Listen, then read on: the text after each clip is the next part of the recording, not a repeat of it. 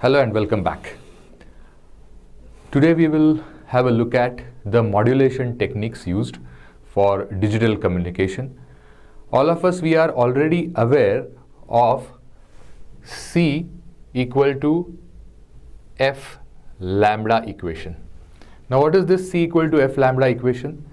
C stands for the speed of electromagnetic light in vacuum or in free space, which is 3 into 10 raised to 8 meter per second. F is the frequency of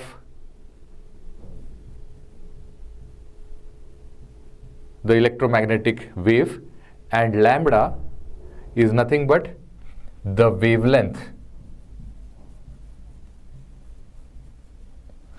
in meters, and this is in hertz. Hertz means it is nothing but the meter per second number of cycles. Now, why we have to see this equation first? We have to always remember that for any electromagnetic waveform which is moving in space or in air from one place to another on Earth, this will always obey this equation, which is C equal to F lambda. For example, if I consider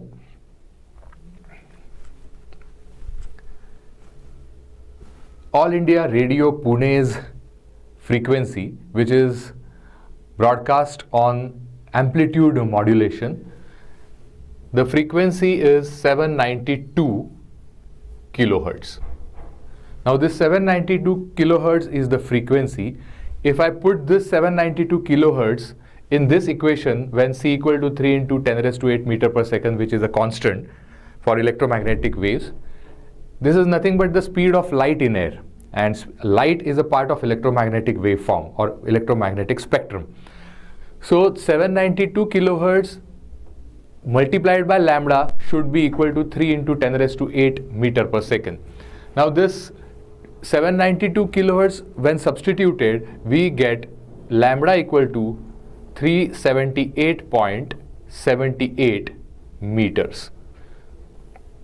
So this is something which we have to understand. Now when we want to go ahead and see what is the digital modulation technique or digital communication, then we have to always remember this first equation, which holds good for all the communication media, all the communication theory. C equal to F lambda, where C is electromagnetic speed of electromagnetic wave, F is the frequency in hertz of electromagnetic wave carrying the information, or it can be called as a carrier wave frequency, and lambda is the wavelength of our carrier wave in electronic communication. Now let us go ahead and start with our modulation. Now digital data can be transmitted via an analog carrier signal by modulating one or more of the carrier's three characteristics. Either amplitude can be modulated or changed, frequency of the waveform can be changed, and phase of the wave can be changed. So the digital data can be transmitted over analog carrier. Usually analog carrier is taken as sinusoidal waveform. Now let us go ahead and see what is modulation. The carrier signal is usually just a simple single frequency sinusoidal, varies in time like a sine wave. The basic sine wave Vt equal to V0 sine 2 pi ft plus phi. This f is the frequency of our carrier, and phi is the phase or epoch, phase angle. V0 is the instantaneous voltage, and this stands for the sinusoidal wave, continuously up and down signals. Vt is the voltage of the signal as a function of time. V0 is the amplitude of the signal, which is the maximum value achieved each cycle. F is the frequency of oscillation, number of cycles per second, and phi is the phase of the signal, representing the starting point of the cycle. To modulate the signal just means to systematically vary one of the three parameters of the signal, either amplitude, frequency, or phase. Going ahead, what is amplitude modulation? When I change the amplitude of my carrier in accordance with my message signal, then in that case I will be able to achieve the amplitude modulation. Now if I consider this as my normal FM stands for the modulating signal. This is nothing but the analog signal, continuously changing signal. This is the information signal, also called as the message signal. And if I want to change the amplitude of my carrier, suppose this is my carrier wave, which is having a very high frequency. This is my FC. Then if I am able to change the amplitude of this in accordance with this modulating signal or message signal, then what I get is AM.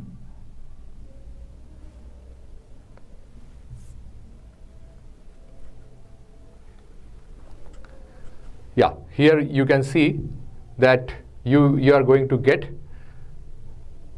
exactly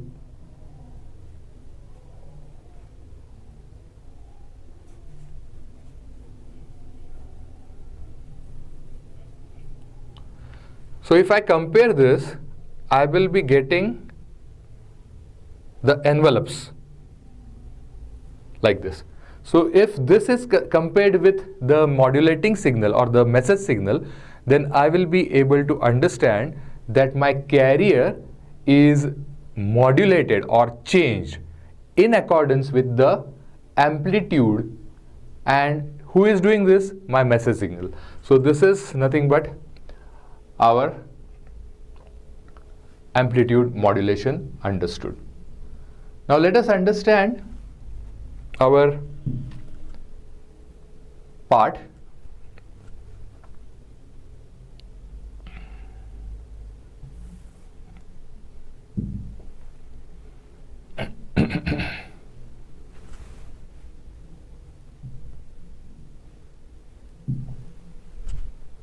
Yes. So having said this, if VCT equal to VCO sine 2 pi FCT plus F, then AM is VAMT, VCO plus VMT sine of 2 pi FCT plus F. This is the equation. We can go in detail later on. Let us have a look at this digital signal modulating the carrier, which is a sinusoidal analog signal. So amplitude shift keying is the first type. ASK, short formed as amplitude shift keying, short formed as ASK, encodes the digital data by modulating the carrier's amplitude. Which carrier? It is analog carrier between two or more levels. So if my data is present, then I will send the carrier signal, sinusoidal wave, continuously when the data is 1, when digital data is 1. When digital data is 0, I will have the amplitude reduced. Then again I can send the full amplitude data because digital input message signal data is 1, and again 0 because when 0 is coming, I have decided to send it to the half of its level.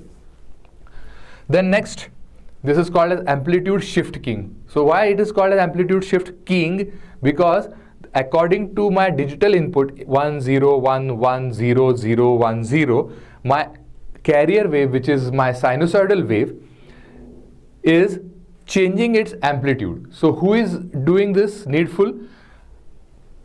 My data, digital data 1 0 1 1 0 0 1 0 is changing or shifting or keying my carrier sinusoidal analog wave.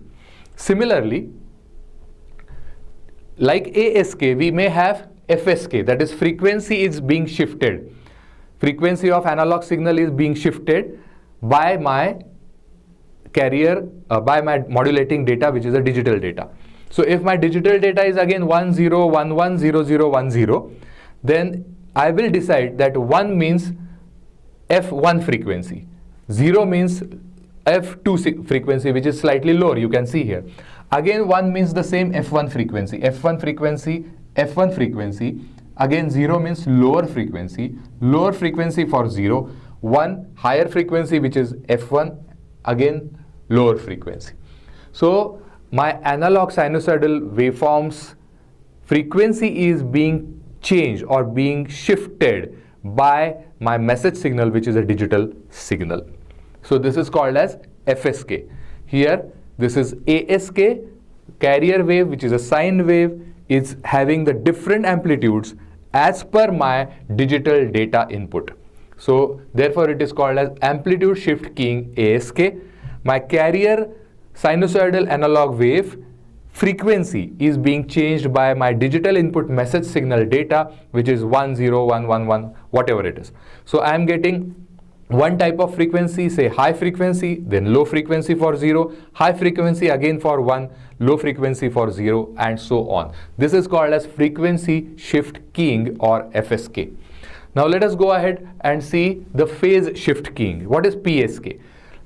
Just like frequency is being changed, if I change the phase of my analog module carrier signal, then in that case, whenever there is 1, there is a transition from 1 to 0, the phase is reversed. So my sinusoidal analog carrier, when it is moving from one place to another place, here, when it is moving from low to high, and when it is reaching 0, but at the same time my message signal is being changed, and this message signal will be reversing the phase. So my sinusoidal waveform will be reversing in 180 degrees, and it will move towards downside. Again it will continue, and at 0 level here, when there is a transition from 0 to 1, again it will reverse. So same thing repeats, and I get phase shift keying, which is encoding the digital data by shifting the phase of the carrier. PSK encoded data is highly resistant to corruption. So there will be no possibility of any disturbed data, corrupted data. Now next part is demodulation. We studied ASK, that is amplitude shift keying, we studied FSK, frequency shift keying, and we studied PSK, that is phase shift keying. Now let us see, after the modulation, how we can achieve the demodulation. So demodulation is nothing but the process of extracting the original digital information from the sinusoidal analog carrier. Because my carrier which I chose here was sinusoidal analog wave. So for this we need a multiplexing technique. Multiplexing is to take one from the many inputs. So if I have two types of multiplexing, then one could be TDM, that is used in digital transmission, and FDM is used in the analog transmission. So TDM is nothing but the time division multiplexing, and FDM is nothing but the frequency division multiplexing. So let us understand what is TDM first. So time division multiplexing is nothing but the time of one channel is divided evenly. Most of the cases it is evenly divided among n number of users. Each user appears to have full channel for total time divided or dedicated by n, time per n. Time division is the only multiplexing technique that can be used in a baseband line. So this is nothing but the multiplexer here. There are suppose 5 channels A, B, C, D, E. Then the time is shared, so we get the serial communication kind of the thing. A channel will be sent first, then B, C, D, E, again A, B, C, D, E for the stipulated time, and therefore it is called as time division multiplexing. So this is first technique of demodulation, which is time division multiplexing. Then we can see for analog signals FDM, that is frequency division multiplexing. Now what is this frequency division multiplexing? As you can see very well here, the frequency division multiplexing is the frequency of one channel divided usually evenly among n users, and it allows multiple simultaneous transmissions. Bandwidth will be wasted if any user does not have anything to send. Other user cannot take the advantage of additional available bandwidth. But what is the advantage? Every time the users are allowed to send the data. It is not time after time. It will be parallelly, data will be sent, parallel channels are received. So this is called as FDM technique. The diagram is self-explanatory. Then let us understand digital signaling, baseband and broadband signal. In general, what we have studied and what we know about baseband signals, let us revise that for analog and then come back here. So baseband signal is the original signal of the message or the data which we want to send or which we want to transmit over wireless communication medium or wired communication medium. So this is nothing but the unmodulated original electrical transformation of the electrical signal of the communication data over the electromagnetic wireless or wired data communication. So original data is usually called as baseband signal. What is broadband signal? When we do some changes or we do modulation with the help of carrier, then it is called as a broadband signal.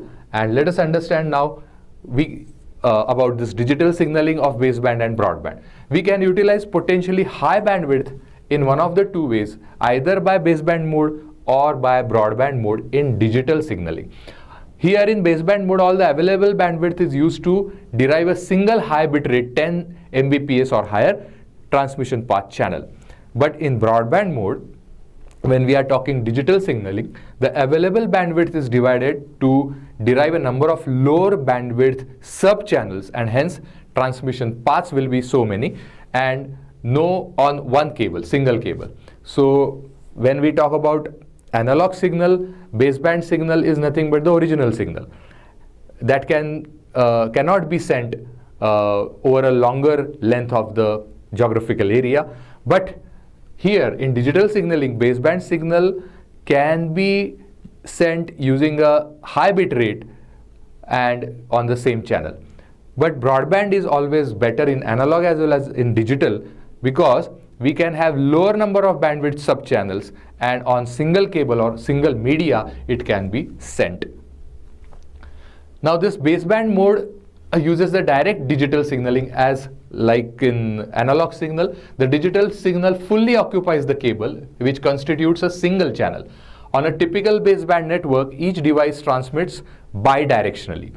Baseband networks have a limited range due to attenuation and noise. Repeaters may be used to extend the length of a baseband system and must use 50 ohm cable. So you can see the cable sending the digital data.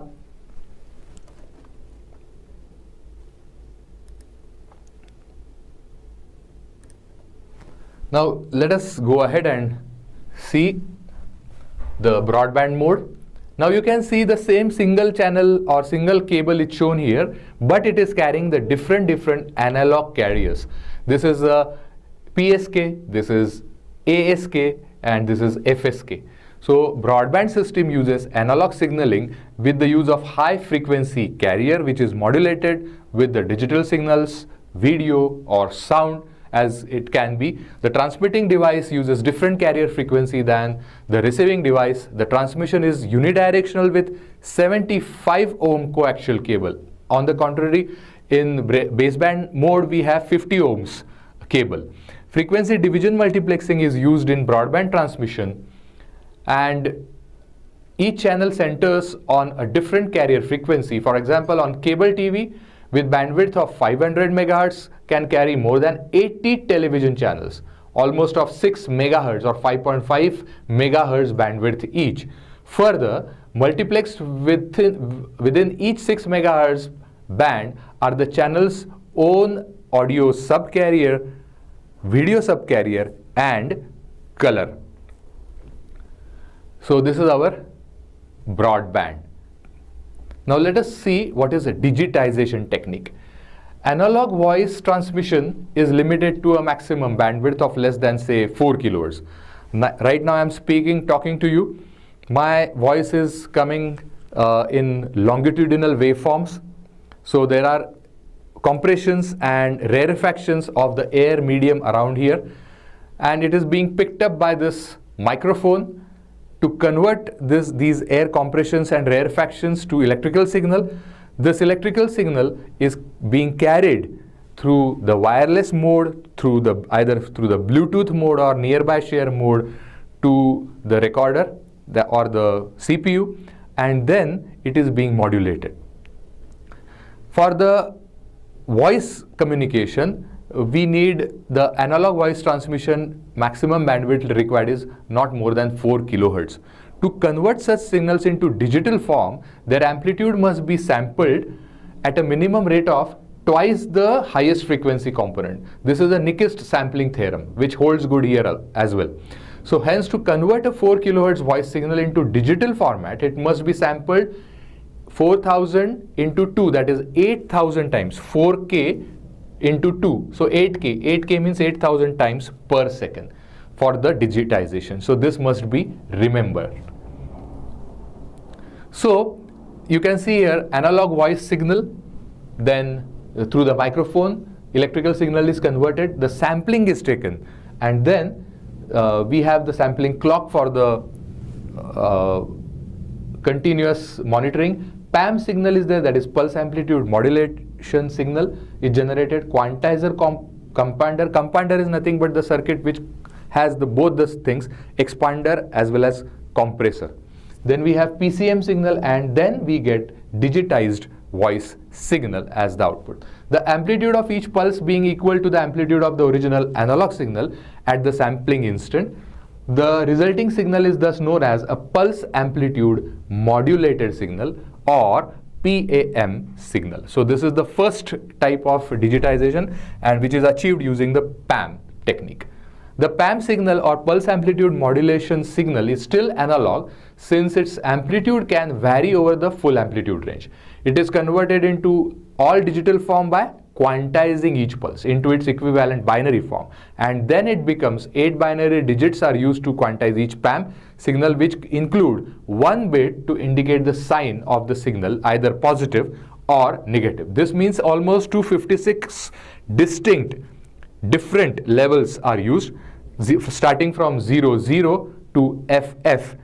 Almost 256 distinct levels are used for digitization. So here the picture, this graph is self-explanatory. Here you have the sinusoidal wave shown. We can take the samples, not continuously monitoring is required. So we take the sample from 1 at each clock pulse, and then this is nothing but the quantized or sampled signal, and then first 8 bits are reserved or kept empty because the sampling has just started here, and then we get the digitization achieved at the output. This is called as a pulse train at the output.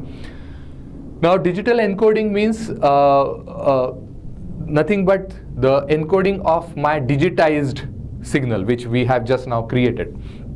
Most of the local area networks transmit the digital data in digital signal format. To do this, transmitter and receiver must accurately determine when each signal element occurs and what its value is. Clock must be used in which the sender and the receiver agree on. Lots of digital encoding technique exists. Here are few of them. So bits are transmitted as for binary 0, 5 volts for binary 0, and 0 volt as binary 1, old teletype machines. So here you can see 0 means higher level, 1 means low level, 1 means low level, and so on. So we have RS-232C standard giving me this output. Digital encoding, Manchester coding is also given here, that is we will study later on. Now let us understand the technique of other encoding and other digital modulation in our next lecture. Thank you very much.